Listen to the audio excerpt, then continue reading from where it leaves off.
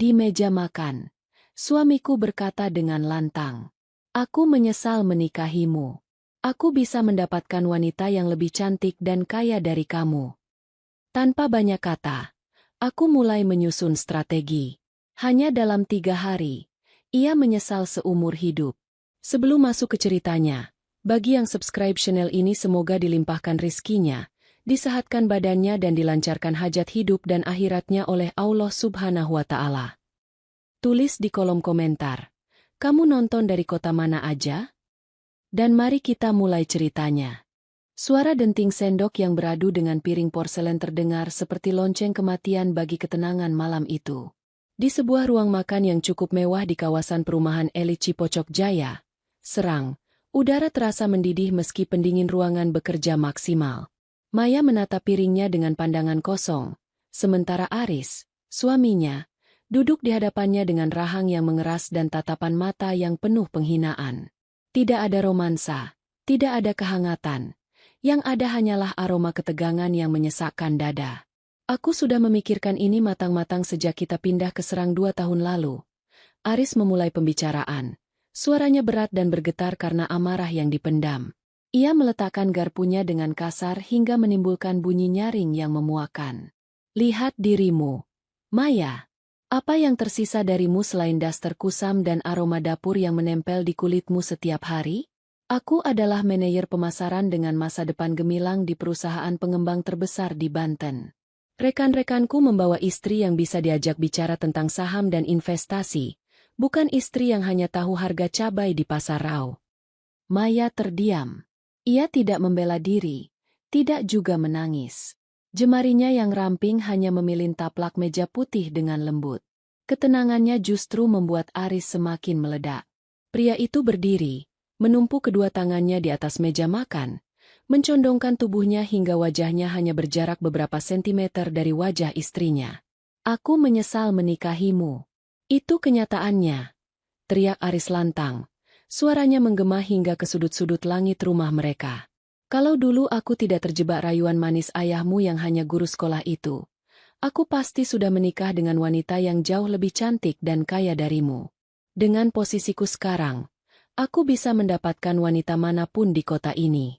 Wanita yang punya kelas, yang bisa menaikkan derajatku, bukan yang malah menjadi beban seperti kamu."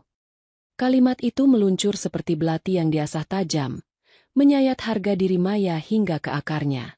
Selama 3 tahun pernikahan, Maya telah menanggalkan identitasnya. Ia memilih menjadi bayangan, mendukung karir Aris dari balik layar. Bahkan diam-diam menggunakan pengaruhnya untuk memastikan posisi Aris tetap aman tanpa pria itu sadari. Namun, malam ini, pengabdian itu dibalas dengan ludah kehinaan. Aris tidak tahu bahwa wanita biasa yang ia maki ini adalah pemegang kendali yang sesungguhnya. Maya mendongak, menatap mata Aris yang berkilat penuh kebencian. Untuk pertama kalinya dalam waktu yang lama, sorot mata Maya berubah. Tidak ada lagi kelembutan di sana.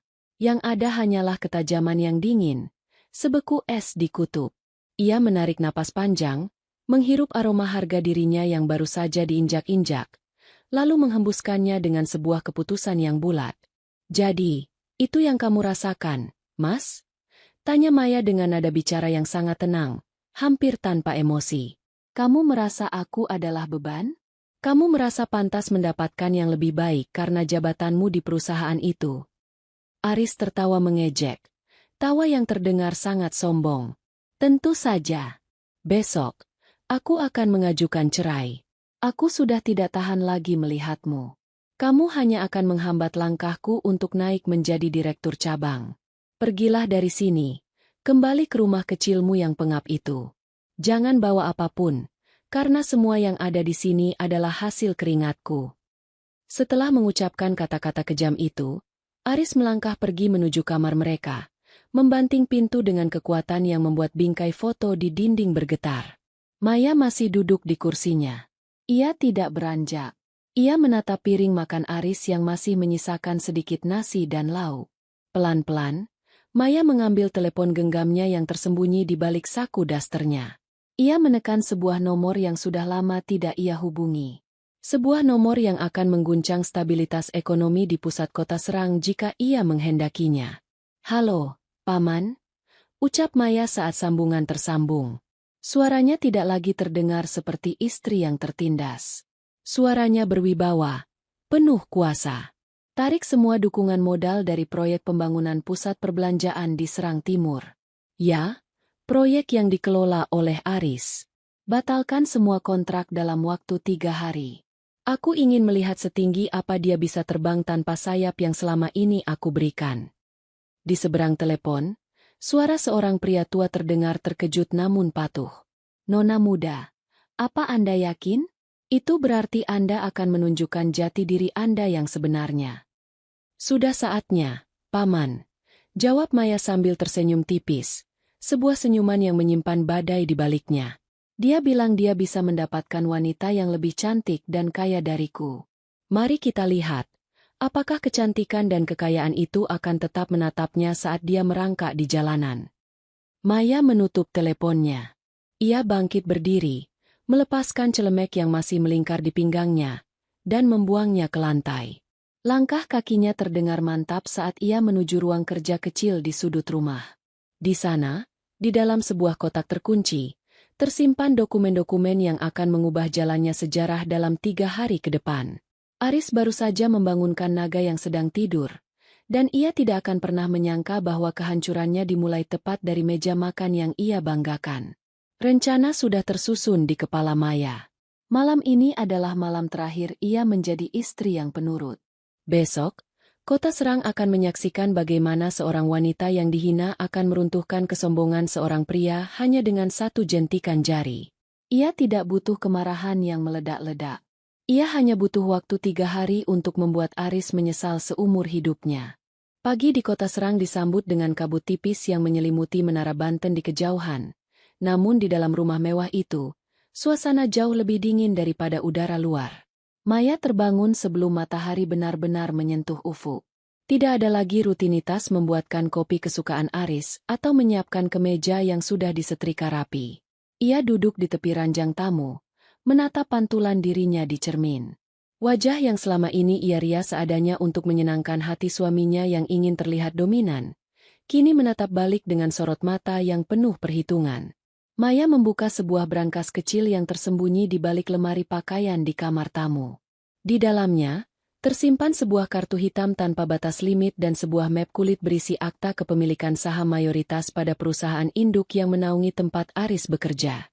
Selama ini, Aris mengira bahwa istrinya hanyalah anak seorang guru biasa dari pinggiran kota. Ia tidak pernah tahu bahwa ayah Maya adalah pemilik jaringan bisnis properti dan logistik terbesar di Provinsi Banten yang memilih hidup bersahaja di masa tuanya. Maya sengaja menyembunyikan identitas ini karena ia ingin dicintai apa adanya, bukan karena angka di dalam buku tabungannya. Namun, topeng kesederhanaan itu kini telah retak, hancur berkeping-keping oleh lisan suaminya sendiri. Di ruang tengah, suara langkah kaki Aris terdengar terburu-buru.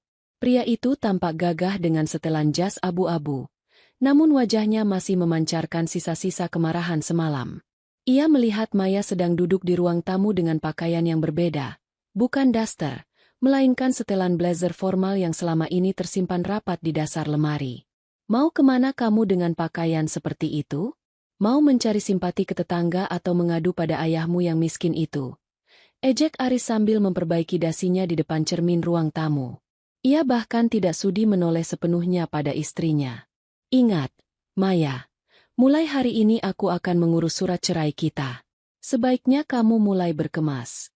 Aku tidak ingin melihat barang-barang murahmu mengotori rumah ini saat calon istri baruku datang berkunjung." Maya berdiri, melangkah pelan mendekati Aris.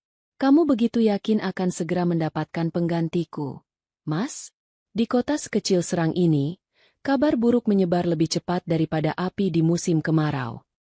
Aris tertawa meremehkan, tawa yang penuh dengan racun kesombongan. "Buruk bagimu, tapi tidak bagiku. Hari ini adalah hari besar. Aku akan menandatangani kontrak kerjasama dengan konsorsium besar untuk proyek pusat perbelanjaan baru. Jabatan direktur cabang sudah di depan mata. Saat aku sudah di puncak nanti, Wanita-wanita dari keluarga terpandang di Banten akan mengantre untuk menjadi Nyonya Aris. Kamu hanya akan menjadi catatan kaki yang memalukan dalam sejarah hidupku. Kalau begitu, nikmatilah hari ini, Mas. Karena hari ini adalah puncak tertinggimu sebelum semuanya runtuh. Ucap Maya dengan nada yang sangat datar, hampir seperti sebuah ramalan yang mengerikan. Aris mendengus kasar, mengambil kunci mobilnya, dan melangkah keluar tanpa pamit. Ia memacu mobilnya menuju kantor pusat yang terletak di jantung kota Serang, merasa bahwa dunia sudah berada di bawah telapak kakinya.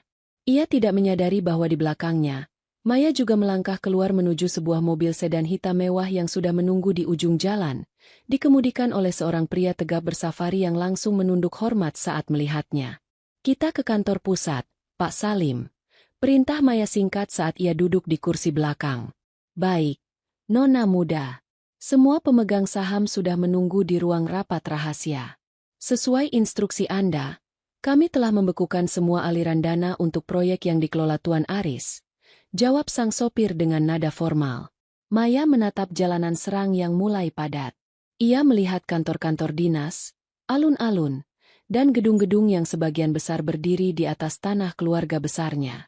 Selama ini ia diam, membiarkan suaminya merasa hebat dengan pencapaian yang sebenarnya adalah hasil kemudahan yang diam-diam ia atur melalui relasi ayahnya. Aris mengira ia hebat karena kemampuannya sendiri. Padahal ia hanya pion yang sedang dimanjakan oleh sang ratu. Di kantor, Aris disambut dengan penuh hormat oleh bawahannya. Ia berjalan dengan kepala tegak, masuk ruangannya yang luas dengan pemandangan langsung ke arah Masjid Agung. Ia mulai membayangkan masa depannya yang gemilang, rumah yang lebih besar di kawasan perbukitan, mobil sport keluaran terbaru, dan tentu saja, seorang wanita yang bisa ia pamerkan di acara-acara sosialita kelas atas di Banten. Baginya, Maya hanyalah masa lalu yang harus segera dihapus. Namun, ketenangan Aris terusik saat sekretarisnya masuk dengan wajah pucat pasi. Pak Aris, ada masalah besar. Pihak bank tiba-tiba menangguhkan pencairan dana untuk proyek Serang Timur. Dan, ada panggilan darurat dari Dewan Komisaris. Mereka meminta Anda hadir di ruang rapat utama sekarang juga. Aris mengerutkan kening. Jantungnya berdegup sedikit lebih kencang, namun ia mencoba menepis rasa takutnya. Mungkin hanya kendala teknis. Jangan panik. Aku akan menyelesaikannya dalam sekejap. Ia tidak tahu bahwa di ruang rapat itu, seorang wanita yang tadi pagi ia panggil, Beban, sudah duduk di kursi tertinggi, siap untuk menanggalkan seluruh kehormatan yang selama ini ia agung-agungkan. Hari pertama pembalasan Maya baru saja dimulai. Dan topeng Aris sebagai pria sukses mulai menunjukkan retakan yang sangat dalam. Langkah kaki Aris berderap di atas lantai marmer lobi kantor pusat yang dingin. Ia membusungkan dada, mencoba mengembalikan kepercayaan dirinya yang sempat goyah oleh berita penangguhan dana. Baginya, ini hanyalah hambatan kecil yang biasa terjadi dalam bisnis properti di Banten. Ia masih merasa sebagai anak emas, perusahaan yang telah membawa banyak keuntungan. Namun, saat ia melintasi koridor menuju ruang rapat utama, ia merasakan suasana yang berbeda. Para staf yang biasanya menunduk hormat kini berbisik-bisik sambil mencuri pandang ke arahnya dengan tatapan yang sulit diartikan, antara kasihan dan cemoh. Aris membuka pintu ruang rapat besar dengan gaya dramatis, siap memberikan penjelasan teknis yang meyakinkan. Namun, kalimat yang sudah ia susun di kepala mendadak lenyap. Di ujung meja jati panjang itu, bukan direktur utama yang duduk di kursi pimpinan, melainkan seorang wanita dengan setelan blazer hitam pekat yang tampak sangat mahal. Wanita itu sedang menyesap teh dengan tenang, membelakangi jendela besar yang menampilkan pemandangan kota Serang. Maaf, saya rasa saya salah ruangan. Di mana Pak Direktur? Tanya Aris dengan nada bingung. Matanya menyisir ruangan yang diisi oleh jajaran komisaris senior yang wajahnya tampak tegang. Wanita itu memutar kursinya perlahan. Aris tersentak hingga hampir terjatuh ke belakang. Jantungnya seolah berhenti berdetak selama beberapa detik. Maya, apa yang kamu lakukan di sini? Jangan gila. Ini ruang rapat penting. Keluar sekarang sebelum aku memanggil petugas keamanan untuk menyeretmu. Maya meletakkan cangkir tehnya tanpa suara. Ia menatap Aris dengan tatapan dingin yang belum pernah Aris lihat selama 3 tahun pernikahan mereka. Di samping Maya, berdiri Pak Surya, pengacara paling disegani di Banten, yang langsung angkat bicara. Tolong jaga bicara Anda, Saudara Aris. Anda sedang berhadapan dengan perwakilan resmi dari pemegang saham mayoritas Grup Cakrawala, perusahaan induk yang memiliki 70% saham di tempat Anda bekerja sekarang, ujar Pak Surya dengan nada datar namun menekan. Aris tertawa gugup. Keringat dingin mulai membasahi pelipisnya. Jangan bercanda. Maya hanyalah istriku. Dia tidak tahu apa-apa soal bisnis. Ayahnya hanya seorang pensiunan guru diserang. Ini pasti semacam lelucon atau kamera tersembunyi, kan? Maya bangkit dari kursinya, melangkah perlahan mengitari meja menuju ke arah Aris. Setiap langkah sepatunya yang berujung runcing terdengar seperti detak jam yang menghitung mundur kehancuran Aris.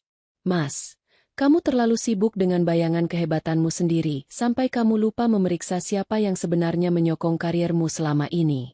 Guru yang kamu remehkan itu adalah pria yang membangun separuh dari gedung-gedung di kota ini sebelum ia memilih untuk hidup tenang di masa tuanya. Maya menyodorkan sebuah dokumen ke hadapan Aris. Ini adalah bukti kepemilikan saham. Dan ini, ia menyodorkan lembar kedua, adalah surat pembatalan proyek Serang Timur karena adanya temuan indikasi penyimpangan dana yang dilakukan oleh manajer pemasaran, yaitu kamu. Dunia Aris seolah runtuh seketika. Ia menyambar dokumen itu dengan tangan gemetar. Di sana tertera tanda tangan Maya sebagai komisaris utama. Proyek yang ia banggakan, proyek yang ia harap akan membawanya menjadi direktur cabang, baru saja dihentikan atas perintah istrinya sendiri. Kamu menjebakku? Desis Aris. Wajahnya memerah karena malu dan amarah yang bercampur baur. Aku tidak menjebakmu, Mas. Aku hanya berhenti melindungimu. Sahut Maya tenang. Selama ini, setiap kali kamu melakukan kesalahan dalam kontrak atau hampir kehilangan klien, aku yang membereskannya melalui asisten ayahku. Aku membiarkanmu merasa hebat karena aku mencintaimu. Tapi semalam, kamu bilang aku adalah beban. Jadi, aku memutuskan untuk melepaskan beban itu. Sekarang, berdiri dan buktikan padaku bahwa kamu bisa mendapatkan wanita, kaya dan cantik, itu tanpa bantuan dari wanita biasa ini. Aris menoleh ke arah para komisaris, mencari dukungan. Namun mereka semua memalingkan wajah. Mereka tahu siapa yang memegang kendali keuangan. Aris kini hanyalah seorang karyawan yang terancam dipecat dan diperiksa secara hukum. Kamu tidak bisa melakukan ini padaku, Maya. Kita masih suami istri. Terat Aris putus asa. Untuk saat ini, iya. Tapi dalam 2 hari ke depan, kamu akan menyadari bahwa kehilangan jabatanmu hanyalah permulaan dari strategi yang aku susun. Jawab Maya. Ia kemudian memberi isyarat kepada petugas keamanan yang sudah berdiri di pintu. Tolong antar Pak Aris keluar. Dia sudah tidak memiliki wewenang lagi di gedung ini mulai detik ini. Aris diseret keluar dari ruang rapat di depan mata rekan-rekan sejawatnya. Harga dirinya yang setinggi langit jatuh berantakan ke lantai gedung yang ia pikir miliknya. Ia berdiri di trotoar jalanan Serang yang panas, menatap gedung kantornya dengan perasaan hancur. Namun, di tengah keputusasaannya, ia teringat satu hal, Cindy. Wanita cantik, anak seorang pengusaha tekstil yang selama ini ia dekati secara sembunyi-sembunyi. Aku masih punya Cindy, gumam Aris sambil merogoh ponselnya. Dia kaya, dia cantik, dia pasti mau membantuku keluar dari kesulitan ini dan membalas perlakuan Maya. Aris tidak tahu bahwa Cindy adalah bagian dari jaring yang sudah ditebar Maya. Hari pertama baru saja berakhir, dan Aris sudah kehilangan mahkotanya. Ia tidak menyadari bahwa di hari kedua, ia akan kehilangan tempat bersandar terakhirnya. Matahari hari kedua menyengat kulit kota Serang dengan intensitas yang seolah membakar sisa-sisa kesombongan Aris. Setelah diusir dari kantornya sendiri, Aris menghabiskan malam di sebuah hotel murah di pinggiran kota. Tak berani pulang ke rumah karena malu dan tak ingin bertemu Maya. Pikirannya kalut. Namun satu nama terus berputar di kepalanya bagaikan pelampung di tengah badai. Cindy. Wanita itu adalah personifikasi dari semua yang Aris inginkan. Muda, glamor, dan berasal dari keluarga kaya yang memiliki pabrik tekstil besar di kawasan industri Cikande. Sayang, aku butuh bantuanmu. Ada masalah kecil di kantor. Istriku yang gila itu mencoba menyabotase posisiku. Ucap Aris dengan suara memelas saat Cindy akhirnya mengangkat teleponnya siang itu. Oh, Aris? Kebetulan sekali kamu menelepon. Datanglah ke kafe di kawasan pusat perbelanjaan di Serang Barat. Ada sesuatu yang ingin aku bicarakan juga. Jawab Cindy dengan nada yang terdengar manis, meski ada nada dingin yang tak tertangkap oleh telinga Aris yang sedang putus asa. Aris segera memacu mobilnya, satu-satunya aset yang masih ia miliki, menuju lokasi pertemuan. Ia merasa ini adalah saatnya ia membuktikan pada Maya bahwa ia bisa segera menggantikannya dengan wanita yang lebih segalanya. Ia membayangkan Cindy akan menggandeng lengannya, memberinya modal usaha, dan menertawakan kemiskinan Maya di depan wajah istrinya itu. Saat tiba di kafe, Aris melihat Cindy duduk di meja sudut, terlihat sangat menawan dengan kacamata hitam dan tas bermerek yang harganya setara dengan gaji Aris selama setahun. Namun, di samping Cindy, duduk seorang pria parubaya yang tampak sangat berwibawa. Aris mengenalinya sebagai salah satu kontraktor utama di Banten. Cindy, syukurlah kamu ada di sini. Aris langsung menghambur ke meja itu tanpa memedulikan sopan santun. Kamu tidak tahu apa yang dilakukan Maya padaku. Dia ternyata membohongiku selama ini. Dia punya saham di perusahaanku dan dia memecatku. Aku butuh bantuan ayahmu untuk bicara dengan Dewan Komisaris. Cindy menurunkan kacamata hitamnya, menatap Aris dengan tatapan yang sangat asing. Tatapan yang biasa diberikan seseorang saat melihat serangga yang mengganggu. Ia tidak tersenyum. Ia malah tertawa kecil. Suara tawa yang terdengar sangat merendahkan. Bantuan? Aris, kamu ini lucu sekali. Ujar Cindy sambil menyesap jus jeruknya perlahan. Kamu pikir aku benar-benar menyukaimu karena ketampananmu yang pas-pasan itu? Atau karena jabatan manajermu yang ternyata hanya pemberian dari istri yang kamu hina itu? Darah Aris seolah membeku. Apa maksudmu, Cindy? Pria di samping Cindy mengeluarkan sebuah amplop coklat dan meletakkannya di meja. Saudara Aris, perkenalkan, saya adalah asisten pribadi dari keluarga besar Maya. Selama 2 bulan terakhir, Cindy bekerja untuk kami. Tugasnya sederhana, menguji seberapa jauh pengkhianatanmu bisa melangkah. Cindy menyandarkan tubuhnya ke kursi, tampak sangat puas. Maya yang memintaku mendekatimu. Aris. Dia ingin tahu, jika ada wanita yang lebih cantik dan kaya muncul, apakah kamu akan tetap setia pada janji pernikahanmu atau menjadi pengkhianat murahan? Dan ternyata, kamu sangat mudah dipancing. Kamu menceritakan semua rahasia perusahaan padaku, kamu mengeluhkan istrimu setiap malam, dan kamu bahkan berjanji akan memberikan aset perusahaan padaku jika kita menikah nanti. Aris ternganga. Dunianya berguncang hebat. Jadi, selama ini wanita yang ia anggap sebagai tiket menuju kehidupan mewah adalah bagian dari rencana Maya, kemesraan, pesan-pesan manis, dan rencana masa depan yang mereka susun hanyalah sandiwara yang disutradarai oleh istrinya sendiri. Maya tahu semuanya? Tanya Aris dengan suara bergetar. Setiap kata, setiap janji busukmu, terekam dengan jelas di sini. Sahut pria itu sambil menunjuk alat perekam kecil di meja.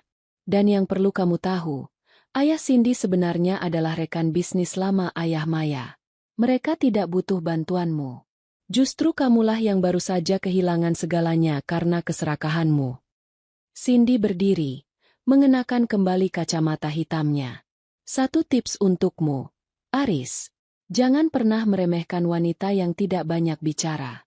Karena saat dia mulai menyusun strategi, pria sepertimu hanyalah pion yang bisa dibuang kapan saja. Oh, dan soal wanita yang lebih cantik dan kaya? Kamu benar. Mereka ada. Tapi tidak ada satupun dari mereka yang cukup bodoh untuk menginginkan pria pengkhianat yang sekarang bahkan tidak punya pekerjaan. Cindy melangkah pergi meninggalkan Aris yang terpaku di kursinya, menjadi tontonan pengunjung kafe lainnya. Aris merasa seperti ditelanjangi di depan umum. Ia baru saja kehilangan selingkuhannya, harga dirinya, dan yang paling menyakitkan, ia baru menyadari bahwa ia telah membuang berlian demi mendapatkan kerikil yang ternyata adalah racun. Hari kedua hampir berakhir, dan Aris kini benar-benar sendirian. Di saku celananya, ponselnya bergetar. Sebuah pesan singkat masuk dari nomor yang sangat ia kenal. Masih ada 1 hari lagi, Mas. Besok adalah hari di mana kamu akan mengembalikan semua yang bukan milikmu. Sampai jumpa di pengadilan agama besok pagi. Maya. Aris menjatuhkan ponselnya ke lantai. Ia mulai merasa sesak napas. Penyesalan itu mulai merayap, bukan karena ia merasa bersalah, tapi karena ia mulai menyadari betapa mengerikannya hidup yang akan ia jalani mulai besok tanpa perlindungan dari nama besar keluarga Maya. Malam di kota Serang terasa lebih panjang dari biasanya bagi Aris. Ia menghabiskan sisa malam itu dengan meringkuk di kursi taman alun-alun barat, menatap lampu-lampu jalanan yang berpendar buram karena matanya yang mulai sembab. Ia tidak berani kembali ke rumah. Juga tidak punya cukup uang untuk memperpanjang sewa hotel setelah kartu kreditnya dinyatakan ditolak saat ia mencoba membayar makan malam. Ternyata, Maya tidak hanya menghentikan aliran dana proyek, tapi juga telah memutus aksesnya ke seluruh rekening bersama yang selama ini ia gunakan untuk memamerkan kekayaan palsunya. Kerapuhan Aris mulai nampak jelas saat matahari hari ketiga mulai menyembul di ufuk timur. Tanpa mandi dan dengan kemeja yang sudah sangat kusut, ia terlihat seperti gelandangan kelas atas. Kesombongan yang kemarin ia pakai sebagai perisai kini telah menguap, menyisakan seorang pria yang gemetar menghadapi kenyataan. Ia menyadari satu kesalahan fatal. Ia terlalu meremehkan Maya karena wanita itu selalu bersikap lembut. Ia lupa bahwa air yang tenang bisa menghanyutkan, dan Maya adalah samudra yang baru saja mengirimkan tsunami ke hidupnya. Pukul 9 pagi. Aris memaksakan diri menuju kantor pengadilan agama. Ia berharap bisa bertemu Maya, bersimpuh di kakinya, dan meminta maaf. Ia akan mengatakan bahwa ia hilaf, bahwa Cindy yang menggodanya, bahwa ia masih mencintai Maya. Ia yakin, dengan sedikit air mata buaya, Maya yang lembut akan luluh kembali. Namun, sesampainya di sana, yang ia temui bukanlah Maya yang bersahaja dengan daster, melainkan sesosok wanita yang tampak seperti ratu dari dunia yang berbeda. Maya berdiri di selasar pengadilan, dikelilingi oleh 3 orang pengacara pria yang tampak sangat mahal dan beberapa pengawal pribadi. Ia mengenakan gaun sutra berwarna biru dongker yang elegan, rambutnya ditata rapi, dan aura kekuasaan terpancar dari setiap gerakannya. Aris mencoba mendekat, namun ia segera dihadang oleh pengawal Maya. "Maya, tolong! Dengarkan aku dulu," teriak Aris dari kejauhan, suaranya parau. "Aku salah. Maya. Aku hilaf. Tolong jangan lakukan ini. Kita bisa mulai lagi dari awal di Serang ini. Aku akan berubah." Maya memberi isyarat agar pengawalnya membiarkan Aris mendekat, namun tetap dalam jarak yang aman. Ia menatap suaminya itu dari ujung rambut hingga ujung kaki dengan tatapan kosong. "Mulai dari awal. Mas, dari awal yang mana? Dari saat kamu bilang menyesal menikahiku? Atau dari saat kamu merencanakan untuk membuangku demi wanita yang kamu pikir lebih kaya?" "Itu hanya emosi, Maya. Aku tidak sungguh-sungguh." Aris mencoba meraih tangan Maya, namun Maya mundur selangkah dengan jijik. "Mas, kamu tahu apa yang paling menyedihkan?" Suara Maya terdengar tenang namun menusuk. "Bahkan di saat seperti ini pun, kamu masih mencoba berbohong. Kamu tidak menyesal karena telah menyakitiku. Kamu hanya menyesal karena sekarang kamu tahu aku punya kuasa dan uang. Jika aku benar-benar wanita miskin seperti yang kamu tuduhkan, apakah kamu akan tetap datang bersimpuh seperti ini? Kamu akan menendangku keluar dari rumah tanpa sepeser pun uang." Aris terdiam. Kata-katanya tertahan di tenggorokan. Kebenaran yang diucapkan Maya menghantamnya lebih keras dari tamparan fisik manapun. Ia memang hanya mencintai fasilitas yang diberikan Maya, bukan Maya sebagai manusia. "Selama ini aku membangunkan panggung untukmu, Mas," lanjut Maya. "Aku memastikan namamu harum di Serang. Aku memastikan kontrak-kontrakmu lancar. Tapi kamu malah menggunakan panggung itu untuk meludahiku. Sekarang, panggung itu sudah runtuh. Dan yang paling parah, aku baru saja menerima laporan dari audit internal perusahaan pagi ini." Wajah Aris berubah menjadi pucat pasi, lebih putih dari kertas. Laporan apa? Laporan tentang dana gelap yang kamu ambil dari proyek-proyek sebelumnya untuk membiayai gaya hidupmu dan membelikan barang-barang mewah untuk Cindy. Kamu pikir aku tidak tahu? Maya tersenyum tipis. Senyuman yang penuh dengan kemenangan pahit. Itu bukan lagi sekadar masalah rumah tangga, Mas. Itu adalah tindak pidana penggelapan. Dan sebagai pemegang saham mayoritas, aku sudah memberikan izin kepada perusahaan untuk melaporkanmu ke kepolisian Resort Serang. Lutut Aris lemas. Ia jatuh terduduk di atas lantai selasar yang keras. Dunia yang ia bangun dengan kebohongan kini tidak hanya runtuh, tapi juga akan menyeretnya ke balik jeruji besi. Di hari ketiga ini, ia baru menyadari bahwa kemarahan seorang wanita yang tulus mencintai namun dikhianati adalah seburuk-buruknya petaka yang bisa menimpa seorang pria. Jangan. Maya, tolong aku mohon. Rintih Aris. Namun Maya sudah membalikkan badan. Waktumu habis. Mas, 3 hari yang aku janjikan sudah terlewati. Sekarang, biarkan hukum yang berbicara. Ucap Maya tanpa menoleh sedikit pun. Ia melangkah masuk ke dalam ruang sidang, meninggalkan Aris yang kini benar-benar menjadi rongsokan manusia di tengah keramaian kota yang dulu ia banggakan sebagai tempat kekuasaannya. Langit di atas kota Serang mendadak berubah muram, seolah turut menggambarkan suasana hati Aris yang hancur berkeping-keping. Di dalam ruang sidang yang dingin, Aris duduk dengan bahu yang merosot dalam.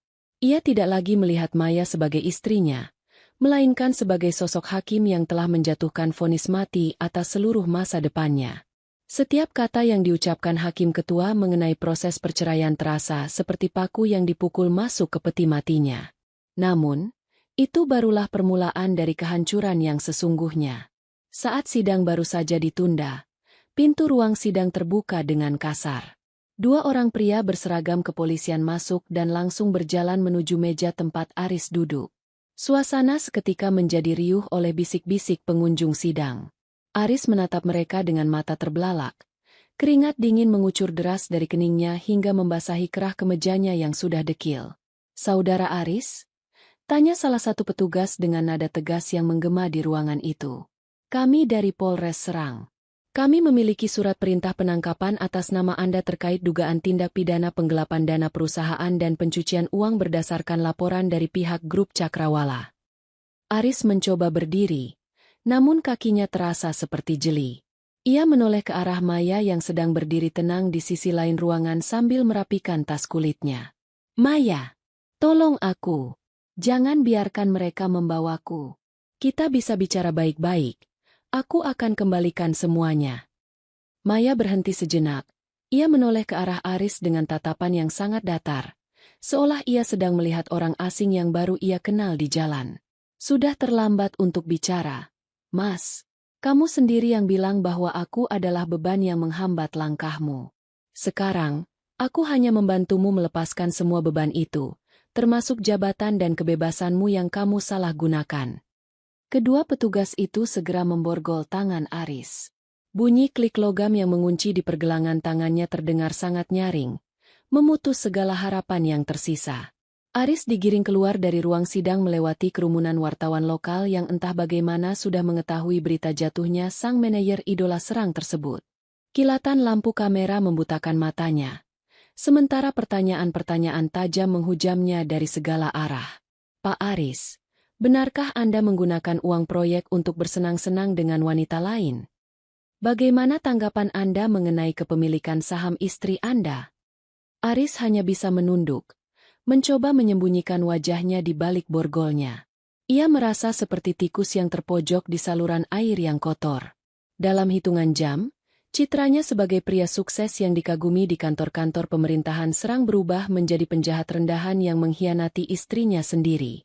Sementara itu, Maya melangkah keluar dari gedung pengadilan dengan anggun. Ia tidak merasa bahagia, namun ada beban berat yang akhirnya terangkat dari pundaknya. Ia menuju ke arah mobilnya, namun langkahnya terhenti saat melihat sebuah mobil mewah lain terparkir di sana. Seorang pria tua dengan tongkat kayu berukir berdiri menunggunya dengan senyum bijak.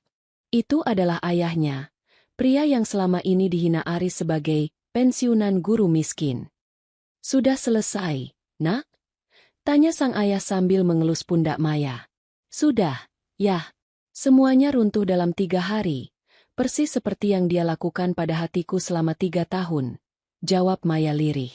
Kekuasaan dan kekayaan bisa membuat orang lupa daratan. Tapi kesombonganlah yang akan menenggelamkan mereka, ujar sang ayah.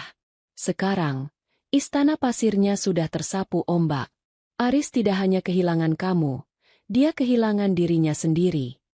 Di dalam mobil polisi yang membawanya menuju sel tahanan, Aris melihat keluar jendela. Ia melihat baliho besar di pinggir jalan yang menampilkan iklan proyek pusat perbelanjaan yang seharusnya ia kelola. Di sana, namanya masih tertera sebagai penanggung jawab utama.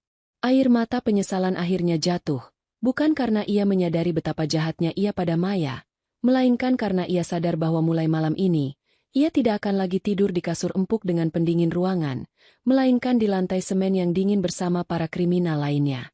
Istana yang ia bangun dengan kebohongan telah rata dengan tanah.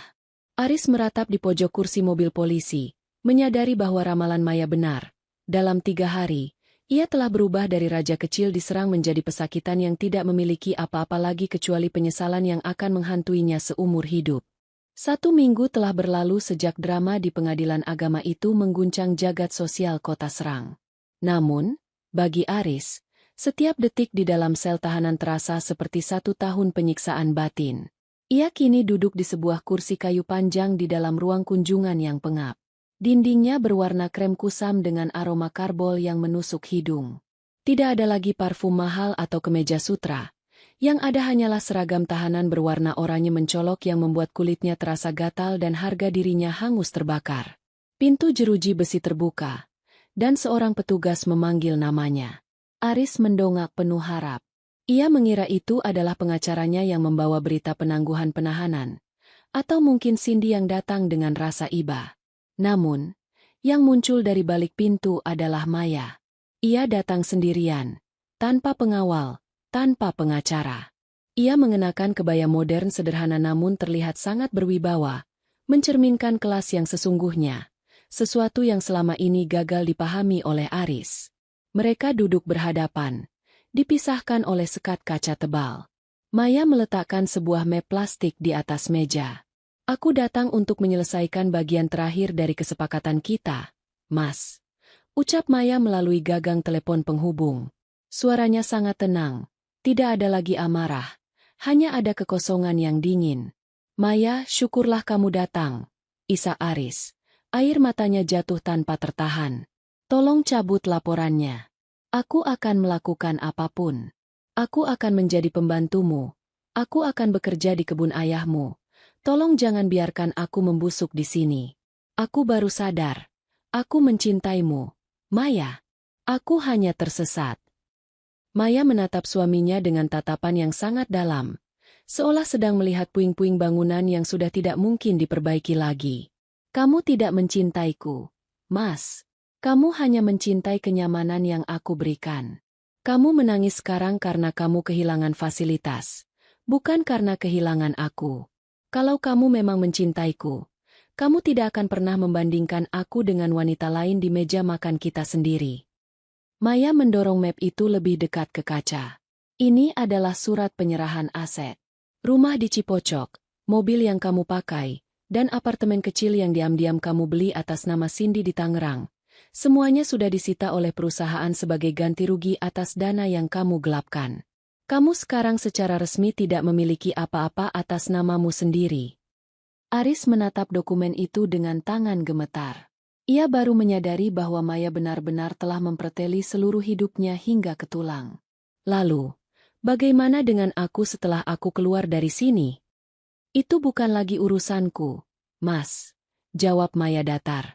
Tapi aku memberimu satu kesempatan terakhir. Ayahku, pria yang kamu sebut, guru miskin, itu, memiliki sebuah rumah kecil di pelosok Banten lama. Sebuah rumah tua yang nyaris runtuh. Dia bersedia membiarkanmu tinggal di sana setelah masa hukumanmu selesai, hanya agar kamu tidak mati kelaparan di jalanan. Tapi itu pun jika kamu berkelakuan baik di sini. Aris tertunduk lesu. Tawaran itu terasa seperti ejekan yang menyakitkan. Namun ia tahu itu adalah satu-satunya pelampung yang tersisa. Ia yang dulu bermimpi tinggal di rumah mewah dan bersanding dengan wanita kaya, kini harus menerima kenyataan bahwa masa depannya hanya berupa gubuk tua di pinggiran kota. "Mengapa kamu melakukan ini padaku, Maya? Begitu bencikah kamu padaku?" tanya Aris dengan suara parau. "Aku tidak membencimu, Mas. Kebencian membutuhkan energi, dan kamu sudah tidak layak mendapatkan energiku lagi," jawab Maya sambil berdiri. "Aku melakukan ini agar kamu belajar bahwa kecantikan dan kekayaan yang kamu puja-puja itu tidak ada harganya jika pemiliknya tidak memiliki harga diri dan kesetiaan. Kamu menghina wanita yang membangunkan rumah untukmu, maka sekarang nikmatilah hidup di rumah yang kamu bangun sendiri dengan kesombonganmu." Maya meletakkan gagang telepon itu. Sebelum ia berbalik, ia menatap Aris untuk terakhir kalinya. Di mata itu, Aris melihat bayangan dirinya sendiri, seorang pria kecil yang rakus, yang telah menghancurkan satu-satunya hal berharga dalam hidupnya demi bayangan semu. Maya melangkah keluar dari ruang kunjungan, menuju cahaya matahari serang yang terang benderang. Di luar, ia menghirup napas panjang. Udara terasa begitu segar, seolah seluruh racun dalam hidupnya telah ikut terbuang bersama langkah kakinya yang meninggalkan penjara itu. Ia telah menyelesaikan strateginya. Dalam 3 hari ia menghancurkan, dan di hari ketujuh ini, ia resmi melepaskan. Aris hanya bisa melihat punggung Maya menjauh dari balik kaca, menyadari bahwa mulai hari ini, penyesalannya akan menjadi satu-satunya teman setianya di dalam sel yang dingin. 6 bulan telah berlalu sejak badai besar itu meluluh lantakkan kehidupan Aris. Kota Serang tetap berdenyut dengan kesibukannya. Namun bagi Aris, dunia seolah telah berhenti berputar. Hari ini adalah hari kepulangannya dari masa tahanan setelah melalui proses persidangan yang cepat. Berkat pengembalian aset dan kebaikan Maya yang tidak memperpanjang tuntutan tambahan, ia mendapatkan pembebasan bersyarat. Namun, kebebasan itu terasa lebih menyesakan daripada jeruji besi. Aris berdiri di depan gerbang penjara dengan hanya membawa sebuah tas kain berisi beberapa helai pakaian kusam. Tidak ada mobil mewah yang menjemputnya. Tidak ada Cindy yang menyambutnya dengan senyuman manja. Dan tentu saja tidak ada Maya. Ia berjalan kaki menyusuri trotoar menuju pusat kota, merasa setiap pasang mata yang berpapasan dengannya tahu akan aib yang ia tanggung. Namanya telah mati di dunia bisnis Banten. Sesuai instruksi yang ditinggalkan pengacara Maya, Aris pergi menuju sebuah alamat di pinggiran Banten lama. Setelah menempuh perjalanan jauh dengan angkutan umum yang sesak, ia sampai di sebuah rumah kayu yang sangat sederhana, jauh dari kemewahan perumahan elit yang dulu ia banggakan. Rumah itu terletak di dekat area persawahan, sepi dan terpencil. Di sana, ia menemukan sebuah amplop kecil yang terselip di bawah pintu. Di dalamnya hanya ada selembar surat singkat dari Maya. "Rumah ini milik ayahku. Kamu boleh tinggal di sini selama kamu bekerja menggarap sawah di belakang rumah ini. Ini adalah hidup yang kamu anggap rendah dulu. Sekarang, inilah duniamu." Aris jatuh terduduk di kursi kayu yang reot di teras rumah itu. Ia menatap telapak tangannya yang kini kasar. Ia yang dulu terbiasa memegang pena mahal untuk menandatangani kontrak miliaran rupiah, kini harus memegang cangkul untuk menyambung hidup. Penyesalan yang selama ini hanya berupa kemarahan kini berubah menjadi kesedihan yang mendalam. Ia teringat kembali momen di meja makan itu, saat ia dengan pongahnya menghina Maya. Seandainya saja ia bisa memutar waktu, ia akan memilih untuk tetap menjadi suami dari seorang wanita biasa, yang ternyata adalah malaikat pelindungnya. Sementara itu, di sebuah gedung pencakar langit di kawasan bisnis baru di Serang, Maya duduk di kantor barunya yang megah. Ia baru saja menyelesaikan rapat besar dengan jajaran direksi dari Jakarta. Maya kini dikenal sebagai pengusaha wanita paling berpengaruh di Banten, memimpin ekspansi bisnis keluarganya dengan tangan dingin dan kecerdasan yang luar biasa. Ia mengenakan cincin baru, bukan cincin pernikahan, melainkan sebuah cincin batu permata pemberian ayahnya sebagai simbol kemandirian. "Ibu Maya, ada undangan untuk acara peresmian Museum Budaya malam ini," lapor sekretarisnya dengan nada hormat yang tulus. Maya tersenyum tipis, sebuah senyuman yang kini penuh dengan kedamaian, bukan lagi dendam. "Atur jadwalku. Aku akan hadir." Malamnya, Saat Maya melintasi jalanan Serang dengan mobil mewahnya, ia melewati kawasan Banten Lama. Di kejauhan, ia melihat lampu temaram dari sebuah rumah kecil di tepi sawah. Ia tahu siapa yang ada di sana. Namun, ia tidak meminta sopirnya untuk berhenti. Ia hanya menatap ke depan, ke arah masa depannya yang cerah dan tak lagi berbayang. Aris di sisi lain, sedang duduk di teras rumah tuanya, menatap bulan yang bersinar di atas sawah. Ia mendengar sayup-sayup suara azan dari Masjid Agung Banten, mengingatkannya pada kerendahan hati yang selama ini ia lupakan. Ia kini kaya akan satu hal, waktu. Waktu yang sangat lama untuk merenungi setiap kata kejam yang pernah ia ucapkan. Strategi Maya telah selesai sepenuhnya. Ia tidak hanya menghancurkan Aris secara materi dan sosial, tapi ia memberikan hukuman yang paling berat bagi pria sombong, membiarkannya hidup dalam kemiskinan sambil terus mengingat bahwa ia pernah memiliki segalanya dan membuangnya demi sebuah fata morgana. Di meja makan yang kini hanya berupa kayu kasar tanpa alas, Aris makan sendirian dalam sunyi. Setiap suapan nasi terasa hambar, karena kini ia tahu, rasa paling pahit di dunia bukanlah kemiskinan, melainkan penyesalan yang terlambat. Maya telah menang, bukan dengan kekerasan, melainkan dengan membiarkan Aris hancur oleh bayang-bayang kesombongannya sendiri di sudut kota Serang yang sunyi. Serang yang sunyi. Serang yang sunyi. Serang yang sunyi.